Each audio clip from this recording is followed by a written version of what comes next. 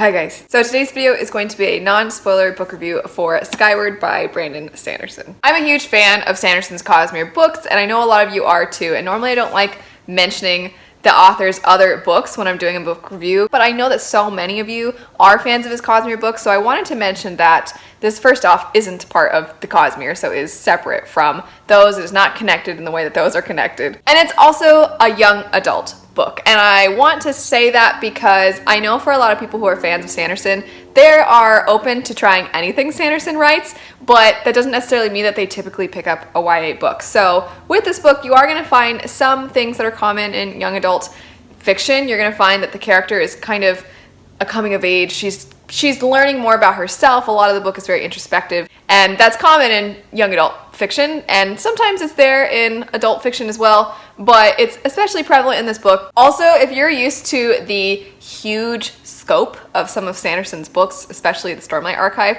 this is not quite on that level. It's not as giant, and the world building is done well, but the world building is on a smaller scale. All that said, this book follows our main character named Spensa. She is the daughter of a man who was a pilot in this world where it's our own kind of sort of universe, but way in the future, and mankind is stuck on this planet that is constantly being attacked by aliens. The only defense they really have is to go underground, live in caves, and then they have an air force that fights the aliens. Because pilots are really the only means of defense, they are highly respected in this society, and Spence's father was one of these individuals, but he abandoned his crew and he was shot down as a result, and now she's branded the daughter of a coward, but she has dreams to become a pilot, and she kind of has to overcome all the negative implications that come with being branded the daughter of a coward. Her personality and the things that she values are definitely played into the fact that she is considered the daughter of a coward. Everybody pretty much looks down at her, everybody mistreats her in the area that she grew up in, but she has this feisty personality. She's got a lot of bravado, and that's kind of her means of deflecting that negative behavior. But as the story progresses, she starts to recognize that sometimes that's not always the best behavior. Sometimes other people who are acting a certain way toward her, or other people who just have different personalities, have them for a reason, and that ultimately a lot of people are struggling behind closed doors. To me, this showed two traits in books that I personally really adore. One is character growth. I really like seeing at the beginning of the book, even if the character is really likable at first, they should grow. People should grow when they go through experiences, and Spensa for sure grows and matures as the story goes on. But on top of that, I also really love that the fact that she's recognizing other people being different shows how different the side characters are from her. It's not really a multiple point of view story. There are a couple of times that we get interludes that are from somebody else's perspective, but for the most part, we're with Spensa the whole time. And at times it can be difficult to really get to know side characters when you only really stick with one. But Sanderson really lets you know about the side characters. The side characters were really significant in the story. There are a lot of them at first, and to the point where you think, I'm not going to know who all these people are. There's too many of them, but you will know who they all are. They all have distinct personalities. They are all their own individuals, and seeing how Spensa interacts with all of them, I found not only to show her character growth, but also their character growth and just relationships between people. A good example of one of the relationships that develops throughout the story is this one bully that Spensa has to deal with. And this particular person is not really viewed, at least in my opinion, as wholly evil. You just notice that they are not nice to her. They definitely do things that aren't okay. But because Spensa is who she is, and she's lived the experiences that she's lived, you feel the way that she feels, or you're at least presented with her feelings. But if you step back, you can definitely see where this other character is coming from. You can understand and kind of, you have insight like, okay, I can kind of pinpoint why they're behaving that way. It doesn't make it okay, but it definitely shows how two people can butt heads and then have to kind of overcome that for the greater good. What I will say about Spensa, and something that I thought was a reflection of her personality within the writing, is the use of italics. And I personally don't care for a lot of italics, of which there are a lot of in this book. There's especially a lot at the very beginning. That I think made sense because the beginning of the book is the prologue, and Spensa is a kid in the prologue, and then later she's a teenager. So it made sense to have more italics at the beginning because it's supposed to be emphasizing every little thing that this young child is thinking. That goes away slightly as the book continues, and it didn't drive me nuts.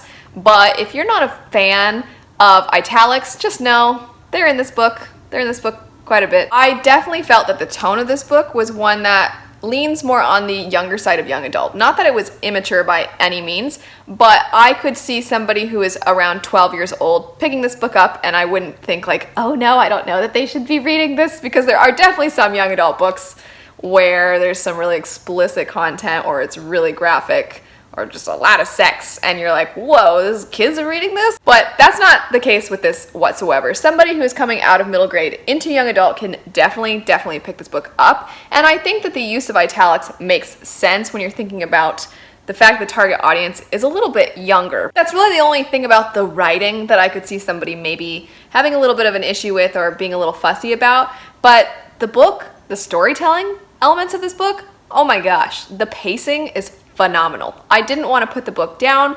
I was constantly on the edge of my seat.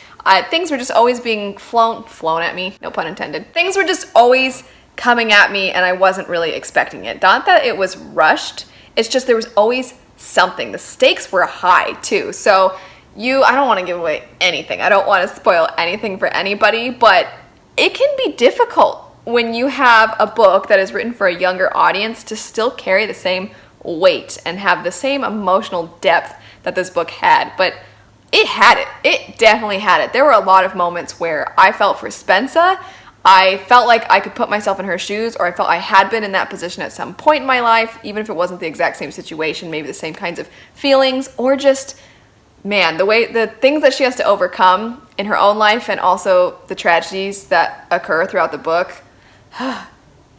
It was good. As far as the world building goes, I did touch on a little bit at the beginning. The world building is not going to be as intricate as it is in a lot of Sanderson's other books. So if you go into this expecting to know every single little detail about every single little thing, you're probably not going to get that satiated as much as you would in some of his Cosmere books. I felt that the world building maybe took a little bit of a back seat in comparison to the stakes and the pacing and the character growth. I think those things are at the forefront, and the world building was present, and it was definitely there, but we know enough about the world to go ahead and go along with all the other things. We know what's important. So if you're the kind of person that really adores a lot of world building, this isn't going to have a ton of it. And I don't say that even just as people who are fans of Sanderson, but in general. But still, the world building was there. It was still done well, and one little detail that I thought was really cool and I really liked seeing is at the end of every part, because this book is broken up to part 1, part 2, part 3, so on. At the end of every part, they have illustrations that show you something to do with the ships that the pilots use, and sometimes different kinds of maneuvers and things like that. So I thought this was a really nice little addition to the world building without being overstated, really in your face, or overdone. This is the first book in a series, so there are definitely some things that are left unanswered. There are definitely things that will probably make you want to pick up the sequel. So if you like a book, the first book in a series, to really come together and nicely at the end, this one it really sets up the sequel. So just know that. All in all, if you're a fan of fast-paced, high stakes, lots of action, good character growth, this book probably be for you. If you like books that have a little bit of a slower pace, or a lot of world building, or maybe are even multiple point of view and you don't really like sticking with one character, this book isn't really that, but I still say give it a shot if it sounds interesting to you. I definitely thought Sanderson's great. I mean, I didn't want this to be a fangirl review. I was trying really hard for it to not be a fangirl review, but I mean, he's really good. This was the buddy read for the month of November, so for those of you that were in the buddy reads, let me know what your thoughts were in the comment section down below. I've had a lot of fun scrolling through and seeing your thoughts, but if you guys want to chat with each other from different buddy reading groups, feel free to do that. If you've read the book, you weren't a part of the buddy read, feel free to join in the comments, and also if you haven't read it, but it sounds good to you, let me know. If you're interested in seeing more Sanderson material, I have some more videos that I'll link over here. But anyway, thanks so much for watching. Don't forget to check out the charity Save the Children. They help kids in need. I have the link in the description bar down below. Don't forget to check out my Patreon, and I'll see you all later. Bye.